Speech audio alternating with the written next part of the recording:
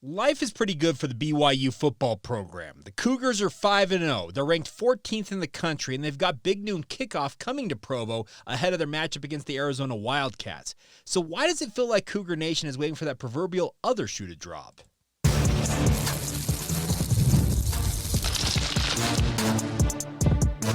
You are Locked On Cougars, your daily podcast on the BYU Cougars. Part of the Locked On Podcast Network, your team every day. What is up, everybody? I'm Jake Hatch, your host here on Locked On Cougars, resident BYU insider.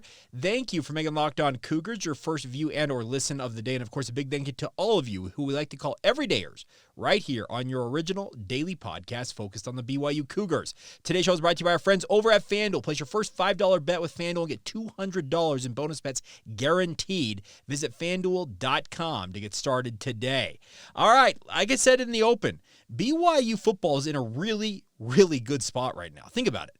This is a team that we talked all offseason long about, could they grind out 6 wins? Could they get back to bowl eligibility? It's a mere formality at this point, it feels like, for BYU to go to a bowl game. They could be 6-0 and officially bowl eligible come Saturday evening. It's that simple for the BYU Cougars. But I am noticing, and I've seen it in our comments on YouTube, I've seen it in some of the DMs I've gotten on social media, comments on social media, a lot of interaction I'm just seeing amongst Cougar fans out there on the quote-unquote interwebs, internet, social media, is that there is a pessimistic feeling that BYU football is going to fall flat on its face. I don't know how to describe it any other way than that, because the thing about the Cougars right now is they are riding high. Remember, we talked about the math to getting to 6 wins for BYU probably included sweeping your non-conference slate and then finding 3 other games in the Big 12 to win. And that, at the time, speaking of the preseason, looked like an Arizona State, looked like a Houston, the back-to-back games at the end of the season. Could you find one more in there? Could you beat Baylor on the road and get yourself to 6 wins? That's the math we really were all playing and what we were doing in the offseason, just to get BYU back to bowl eligibility. But as things stand, the Cougars are sitting pretty, and more importantly, the Big 12 slate that was so vaunted that they were going to be unable to really compete against, that I think many of us thought going into the season, doesn't look nearly as daunting as it once did. The power players in the league right now include Iowa State, who BYU doesn't play. UCF looks like a team that is up and down all the time. The vaunted Utah Utes, who knows who's playing quarterback for those guys on a week-by-week basis? So, let's celebrate the fact that BYU is doing what it's doing right now. They're a top 15 team. I don't think any of you, and if you did, show me the receipts. I want to see it. If you believe that BYU will be a top 15 caliber program, going into the first bye week would be 5-0, and then would have a team like Arizona coming to Provo that you are expected to beat. Now, I do know that the betting lines, our friends at FanDuel, have it around 3 points for BYU. They believe this is a virtual pick'em because in the old betting parlance, a 3-point advantage for a home team that's just the way you go in terms of favoring a home team. You give them a field goal difference. So they're expecting a very competitive game in this one. But even if BYU were to lose on Saturday, I don't think that constitutes this BYU football program being anything about it being a failure or being a team that, same old Cougars.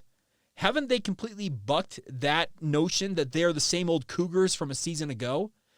I had a conversation with a member of the BYU football program on Tuesday not during media availability, but afterwards, just having chit-chat, and unprompted, they said, Jake, I am feeling really, really confident going into this Arizona game. They pointed out that I know that you work in the media, and the media's job is to proverbially poke holes in everything going on with us, speaking of BYU football, but I can tell you that we are feeling really, really good about our chances going into this Arizona matchup. And they didn't necessarily give me any specific reasons why, but the way, the force with which they said that, we are feeling really good and really confident going into this Arizona game, told me that they really believe in themselves right now. There was a comment made by one of our Locked On Cougars Insider Group members, Chris, last night, who said that I've been sitting here trying to look at, go up and down with this BYU team and try and find out where things sit. I'm going to get the exact quote. I'm going to pull it up right now. because I thought it was actually a really insightful comment that I think kind of screams to what I'm trying to say today. It says, try not to get my hopes up too high because I've been hurt so many times, but I believe this team has the focus and killer instinct most BYU teams in the past didn't have. That's Chris's comment.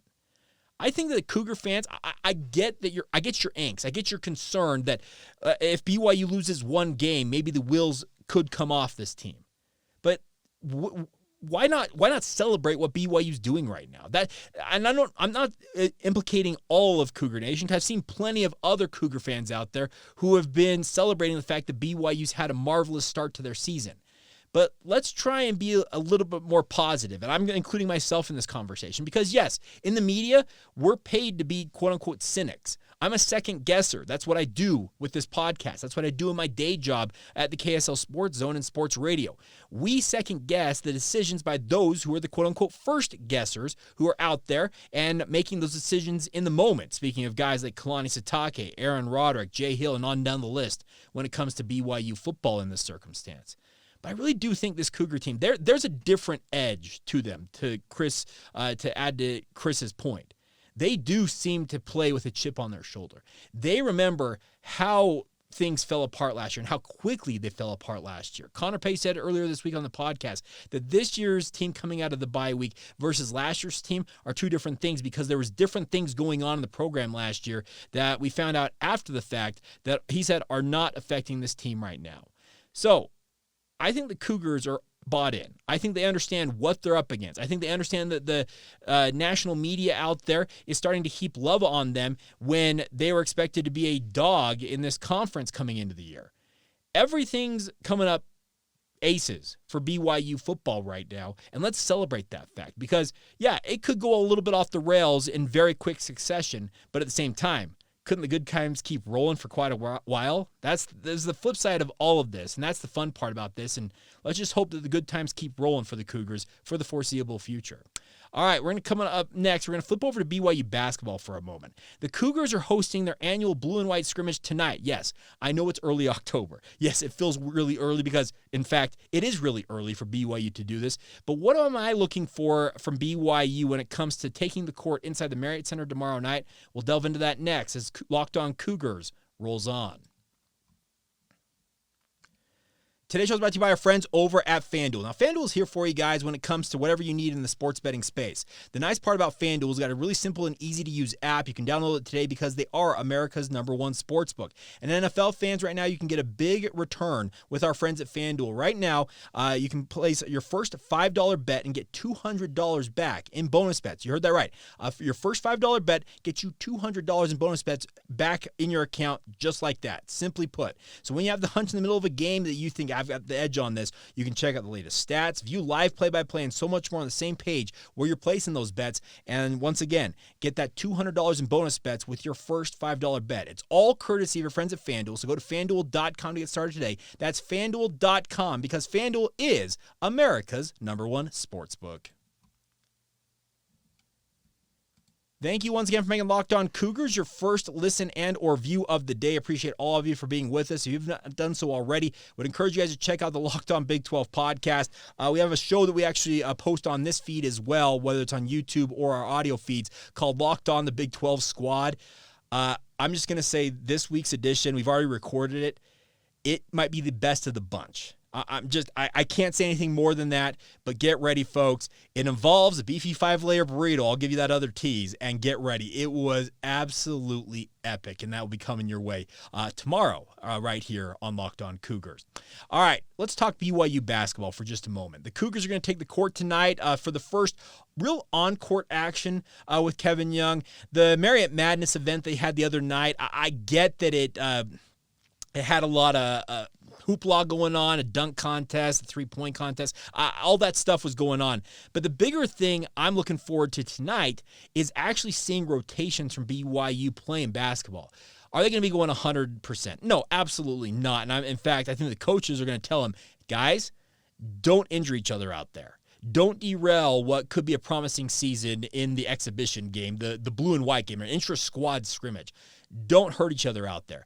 But I think there's a big opportunity for BYU basketball to leave a favorable impression in Cougar fans' minds and eyes and hearts, whatever adjective you want to use there, because this is the first real opportunity to see what Kevin Young plans to do with this lineup. It's an uber-talented lineup if you believe the recruiting experts, what the coaching staff's been saying, but we need to get a real good look at what Egor, Demin, Kanon Catchings, Elijah Crawford, Brody Kozlowski, a lot of the young players in this program, Mihailo Boskovic. He's a 22-year-old, we don't know what he is, freshman, sophomore, whatever he is eligibility-wise, but this is his first time playing college basketball stateside. We need to get a real good look at those guys and also how they interact and work along with the veterans. You've got Trevin Nell, Fousseyni Traore back. You've got also a guy like Keba Keita who's played a lot of basketball, but he's a transfer into this program. How does this all work? How do all the pieces come together? That's my chief thing to watch for tonight. What does it look like on the court with these guys going in these lineups together? I'm sure there'll be a jumble of the lineups. There'll be a team that's wearing white and a team that's wearing blue, and the rotation might be a little bit off from what Kevin Young ultimately expects it to be come exhibition season and then finally the regular season. But I look at this as a big opportunity to finally get a real good look at what the talent base for this BYU basketball team is. I want to see what Egor Demin is capable of doing. We've seen some of the national media tweeting, I think it was John Rothstein who may have put it out there, that there is a belief that Egor Demin's his passing ability is going to make Trevin Nell's three-point accuracy and ability even more deadly than it already is. Great. I'm all for that, because if the shot doctor, as many called Trevin Nell in his first few seasons on campus, can go to another level, that's only going to help BYU be that much more dangerous in the conference. What can the younger players on this roster do? Can they become the lead dogs? Can they essentially tell guys like Fousseyni Traore, can they tell Trevin Nell, can they tell Dallin Hall, hey, you had your time in Provo. It's our time. To use the Captain Phillips phrase, I'm the captain now. I'm not necessarily expecting that because, trust me, Dallin Hall, he's got an it factor to him. I absolutely love what Fousseyni Traore brings, and I think he's going to be an absolute menace in this new offense with Kevin Young. Kevin is not adverse to using small ball lineups. We all know that Fousseyni Traore, standing 6'6", he is best in a small ball lineup, but more importantly, he's best when he's able to play with a lot of guys on the perimeter to open up space on the interior, because when Fous is one-on-one with a lot of big men, he's going to make him look silly. He's got an incredible ability to get positioned down low and score. So there is a lot to look for in this lineup and the matchup tonight between these two scrimmage squads. I want to see how competitive these guys get as well. Like I said, I'm sure the coaches are going to remind them, guys, these are your teammates. This is not an opposing team. You guys have been practicing together. You've been eating meals together. You're spending all this time together. Let's not screw all that up and have things kind of get infiltrating into the program here that could tear us apart. But let's go out there and have a competitive game. I can remember, this goes back, man, I want to say it might have been 3 or 4 years ago. It was the early tenure of Mark Pope's run. And I can remember Alex Barcelo slapping the floor in the blue and white game because he didn't get a call from the officials. That told me everything I needed to know about Alex Barcelo and his competitive nature. And we all know that AB ended up becoming an incredible player for the BYU basketball program.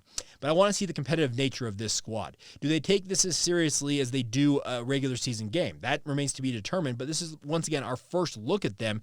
And I think it's a big opportunity to really get a feel for what you can expect competitive-wise, mindset-wise, just overall what the BYU basketball program, how they're going to come out and play hoops. Will they have an edge to them? Will they be more of a loosey-goosey type feel where they're just out there balling and having a good time? That's all remains to be seen. The other thing about this is, if you're planning on watching this, it's not going to happen. They have not announced, or they actually did announce, they're not having this game televised, which is a bit of a surprise to me. I'll be frank. I thought that this would be an easy ESPN Plus property, BYU's blue and white game, get Dave McCann, Blaine Fowler down there to call the game, Spencer Linton on the sidelines, and have some in-game interviews and the like to liven it up for Cougar fans. So, if you are planning on seeing the blue and white scrimmage, you're going to need to be at the Marriott Center. You can listen to it on the radio. Greg Wrubell and Mark Durant, the longtime tandem on the radio for BYU Radio, will have the radio call of it, so that's the way to consume it if you happen to be out of market. But it's kind of disappointing that BYU's not televising this. I was hoping it was going to be televised because I've got some other pressing duties that I'm going to have to watch it, or I now listen to it remotely and track this. But if you want to get out to it, it might be also your only opportunity as a Cougar fan to get out to to the Marriott Center this fall and not have not have a seat. That makes sense? Yeah. So if you want to get out and watch this Cougar team, it's going to be a hot ticket all winter long, because we've already heard that tickets have already sold out for BYU basketball, and it's going to be an incredibly raucous environment. So if you want your first real feel for BYU basketball, well, you're going to actually have to travel down to the Marriott Center to take part in it. It's a 7 o'clock tip tonight. Looking forward to it. I would imagine it probably goes hour-ish. I don't know how long they'll run it for.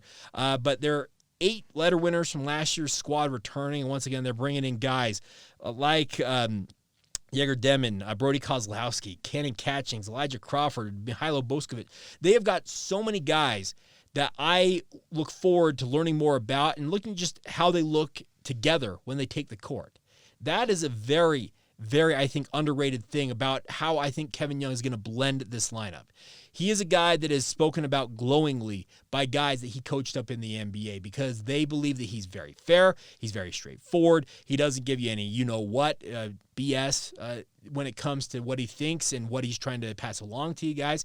And I think that no-nonsense nature, it's going to rub off on this team. And I think it's a great opportunity to see how this goes. Funny enough, if you don't watch the Cougars, get out to watch the Cougars tonight or listen to it, the next time BYU takes the court, October 30th. Yeah, there's like 3 weeks between this. They will host Colorado Christian in an exhibition game. That's scheduled for 7 o'clock. That one is, I believe, scheduled to be televised on ESPN Plus. Oh, I did screw up on that. The time is 6 o'clock tonight. So admission is free. Doors open at 6 o'clock. So there you go. So get out. Oh, no, so I'm screwing this up. Tip is scheduled for 7 o'clock. Doors at 6. You get the drift. All right, so looking forward to it. It should be a really, really fun time.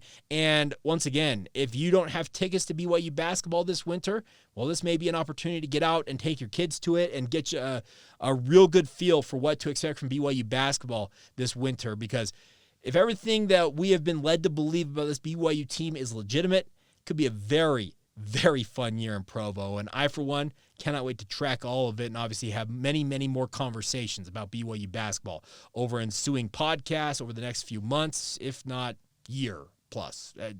It feels like everything is coming up aces for BYU basketball, if you believe all the hype out there on the recruiting front, what BYU's put together roster-wise, and tonight is our first real good look at truly what to expect when they're on the court together. All right, coming up here in just a minute, we'll wrap up today's edition by talking a little more BYU football. It's kind of weird, I'm not going to lie, when I go out to media availability, and we have a smaller crew than we typically do when we were out there on Tuesday. But when the general media sessions, they usually have a coach or a player or two that are available. But when I'm the only person standing there, I get an impromptu one-on-one. So we're going to talk with Crew Wakley, a guy that I think is very outspoken, but also not afraid to speak his mind on all things BYU sports. We'll get to that conversation next, right here on Locked On Cougars. Today's show is brought to you by our friends over at Game Time. Now, Game Time is here for you guys. If you want to get out to events this winter, fall, whatever you're into, whether it's music, sports, boxing, I don't know what you're into, tiddlywinks. If there's an event you want to go to, comedy, theater, they've got the tickets for you guys with our friends at Game Time. They got a really, really useful app to do all that. They have a brand new feature in the app called Game Time Picks. Makes getting your tickets to your favorite live events easier. It filters out all the fluff to show you only incredible deals on great seats. You don't have to waste time going through all the other thousands of tickets in the queue to find the right option for you guys. My favorite part, and I talk about this all the time, is the all-in pricing feature. You toggle it when you get into the app. It tells you exactly right up front what you're paying, including all the fees. I cannot tell you how many times I have been frustrated buying tickets on other sites. I get to a checkout screen, and then there's like this avalanche of fees that are tacked on. It feels like doubling or tripling the price of the overall tickets. Game Time gets rid of that with that feature. You can all-in pricing feature. It's an incredible feature. You toggle it, and you know exactly what you're paying right up front. So take the guesswork out of buying your tickets and do it with our friends at Game Time. Download the Game Time app today, create an account, and use the promo code LOCKEDONCollege for $20 off your purchase. Terms apply. Create an account and redeem the promo code LOCKEDONCollege for $20 off your next purchase. Download Game Time today. What time is it? It's game time. Thank you once again for making Locked On Cougars your first view and or listen of the day. Appreciate all of you for being with us here. If you have not done so already, please sign up for our Locked On Cougars Insider Group. Get the inside scoop on all things BYU sports by joining us today. It's $5 a month to join us, but the best part is you get a 14-day free trial. You get a whole half month to see if it's the right option for you guys. The link is in the show notes below, whether you're watching this on YouTube or wherever you get your podcast. Join us today. We got a really, really strong crew right now and hope that many more of you will join us to get the inside scoop on all things BYU as part of the Locked On Cougars Insider Group. All right, let's talk about BYU football for just a minute before we wrap up today's show. First thing is that it's kind of weird when you have a smaller crew of the media out there at BYU events. Now, let's think about it. Tuesday had the debut of the Utah Hockey Club inside the Delta Center. There was plenty of hoopla going on around that. I was there for the early part of the Fan Fest and everything going on, and I can tell you, it's going to be a really, really cool thing to have the Utah Hockey Club as part of the sports environment here in Utah. But that drew away some reporters. There's also this thing called the Black Desert Championship taking place in Ivins, Utah, down by St. George. It's the first PGA Tour event in Utah in 60 years. Well, there's a number of reporters who were sent down to cover that. So that left us all alone not all alone, but left a number of us who still went down to BYU football media availability with less people to talk to the players and coaches that had been requested. I had an opportunity, I'll tease this ahead for later this week, to catch up with John Tamoiapeo, a great conversation with, I think, a guy who's emerging at defensive tackle for the Cougars. But I had an opportunity during the general media session, and what that is BYU brings the coordinators, usually quarterbacks like Jake Retzloff, speak to the media at large. It's not necessarily a one-on-one like I had with a guy like John Tamoiapeo. But when I'm standing there and a lot of other media members who were there were also over doing other interviews, well, that left me one-on-one with Crew Wakley. Now, I've always appreciated Crew's candor. He is a guy that speaks his mind. This is a guy, remember, he played football at Utah State, was an all-state quarterback in high school, went to Utah State, transformed into a pretty decent safety, but then actually essentially gave up football for a time. He was selling solar panels in California, and he made good money doing that. And he decided, you know what? I love playing football. He missed it. So he called up coaches that he knew and got a chance, and BYU essentially said, yeah, you can come walk on. You can come try out for us and see if you make the team. It was incredible to consider where he was, speaking of a guy, once again, who had essentially quit football, was working in the solar panel industry, and then decides, I still love football. I want to get back to playing it, and then kind of finds his way to BYU, walks on, and has emerged as a key part of this BYU defense. It's a really, really cool story, but I also appreciate the fact that this is a guy who understands what it's all about to play at BYU, what it entails, and you're going to hear him talk about LaVell Edwards Stadium in, I think, the most unique take I've heard in quite some time about how raucous an environment, they like to call it LaVell, how like LES, how raucous an environment it is, because he has the outsider perspective, having played in Provo as a member of an opposing team, but also having played and suited up for the home team. So without further ado, I'm not going to waste any more time by bloviating on here. Here's that conversation, literally myself talking with Crew Wakley one-on-one during BYU media availability. Bye week, how did it treat you? It was good. I mean, nice to recover, but I think I speak for a lot of people when I say we're chomping at the bit to get back after it. So it was good. I mean, it's nice to have a week off, but yeah, we're ready to play ball again. When you guys started season 5-0, do you kind of say, man, I wish we wouldn't have a bye week and just get right back after it? I mean, yeah, probably a little bit of that, but at the same time, you just got to be grateful for the opportunity to kind of recover and reset and not let 5-0 get to your head. You know what I mean? It's like you have the whole week, 2 weeks you got everybody, oh, you're 5-0, didn't think you'd be cool. Well, we got to go 6-0. 5-0 doesn't mean anything if you don't go 6-0. You know what I'm saying? Like, it's cool and all, but the bye week was kind of good for us to reset, get back to our fundamentals, clean up some of the things we've been getting away with, and really just hone in on what we do. So. Big noon kickoffs coming in. You guys are ranked 14th in the country. Does that change anything in your mindset at all? Not at all. We're going in there to win a game. You could have LaVell full or LaVell empty, which it never would be, and you could have big noon or whatever. Like, the same team's coming in, and we're going to play the same game. So. You got a very good quarterback in Fifita. He seems to get the ball out really quick. What are you guys going to try to do to slow him down in particular? Yeah, he's really good. He's talented.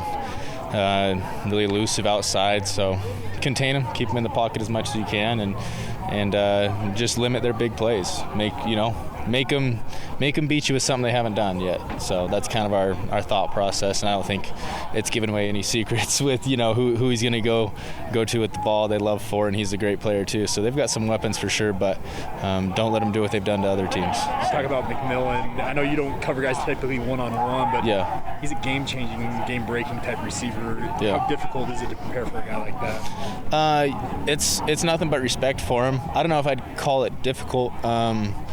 It's difficult to play against him, obviously. Good player. And like I said, nothing but respect for the way he plays. Fun to watch. So for us, I don't think anybody's nervous about it. They're just excited for the opportunity to go against him. I've said it before. We want to play the best, and he's the best. So it'll be fun. I'm excited. Did you watch that Texas Tech game? Yeah. What did you take away from just the overall? Texas Tech was just physical, and I think that's something that plays to our strength. It's something that we can definitely do when we play them. So be physical and play sound. Don't let them, like I said, don't let them beat you with the big plays, and don't get down if they get a big play. It's going to, McMillan gets a big ball, cool. It is what it is. Line up, play the next down. Can you quantify how big of a home field advantage LaVell Edwards Stadium is? I don't think you can. I don't think, because I remember people telling me that. I'm like, what's the coolest part about playing at BYU? They're like, oh, LaVell. I'm like, what do you mean LaVell?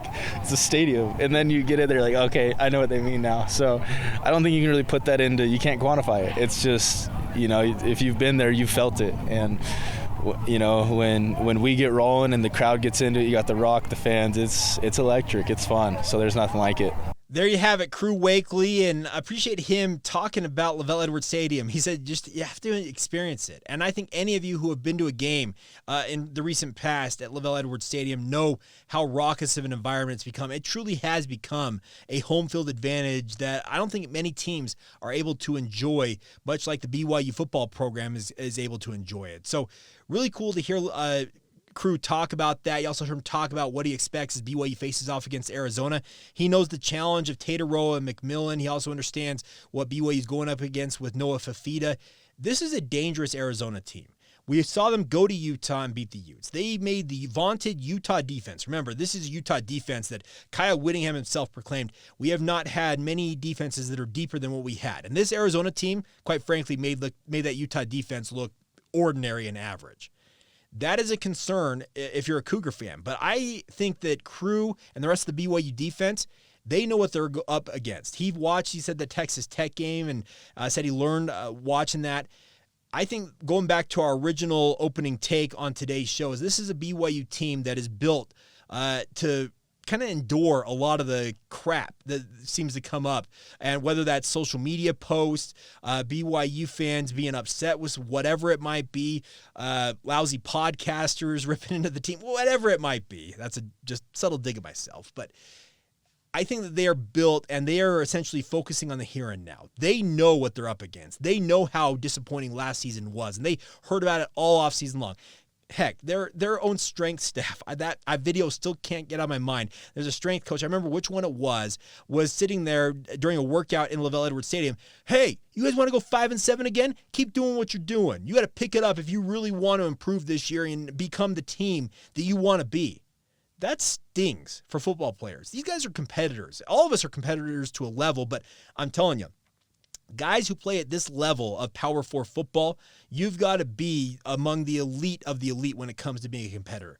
That's how you put up with everything that it entails. The weight room workouts, the long hours, obviously the grit and grind, and just the overall dings and dents you pick up playing this sport. And I think that Crew is a better example than most, because once again, he'd essentially given up on football and left the sport, and just for the quote-unquote love of the game, walks on with BYU football and now finds himself still a walk-on in a critical role for this BYU football program heading into a really, really tough matchup on Saturday. But you heard him say it. They want to get to 6-0. That's the best part about being 5-0 is they can get to 6-0. And for that, I think we can all get behind this BYU Cougars squad. And we'll see how it all goes Saturday afternoon. I think it's going to be an absolutely incredible environment. Mid-afternoon, it's going to be relatively warm here along the Wasatch Front. Heck, I'm wearing shorts deep into October at this point, and I'm happier than a clam because I love shorts weather.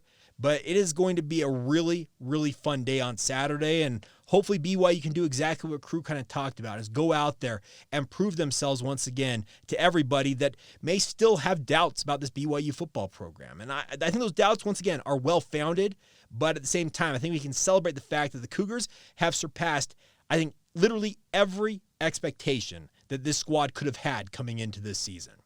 All right, that is going to do it for this edition of Locked On Cougars. Coming up tomorrow, we'll get an inside look at the Arizona Wildcats. Mike Luke hosts is it Locked On Wildcats for the Phoenix Sports Network, a former Locked On host, by the way.